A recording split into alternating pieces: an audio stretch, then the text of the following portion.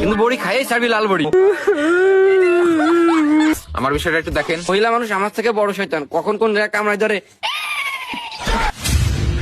তোমাদেরকে যে জন্য ডাকা, মুরব্বী দাদু কাজে ভরে যাও, আগে এদিকে আসো।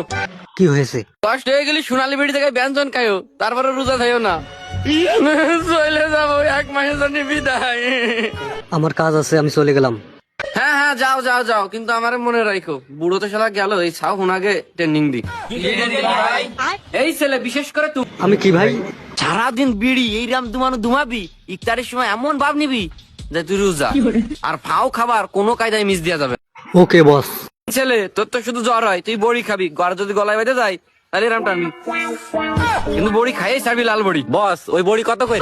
যখন বস বললি তোর বাপের সময় তুললো, যেখানে 300 বেশি সেখানে 150 দিস, কিন্তু খেয়ে ছাড়িস লালটা। বস আমার বিষয়টা একটু দেখেন। ভাই মাপ চাই, মহিলা মানুষ আমার থেকে বড় শয়তান, কখন কোন জায়গায় কামড়ায় ধরে। বস আমার না রোজা থাকতে কষ্ট হয়ে যায়। পলায় পলায় পানি খাবা, রোজা ভাঙবে না। এই তোমরা শুনেছো কি বলেছি? পলায় পলায় বিড়ি খাবা, পান খাবা, জর্দা খাবা, খিলালি খাবা, দুধ চা খাবা, রং চা খাবা, রোজা ভাঙবে না। পলায় পলায় কিন্তু। বস তাহলে চলেন আগে দিয়ে আসি।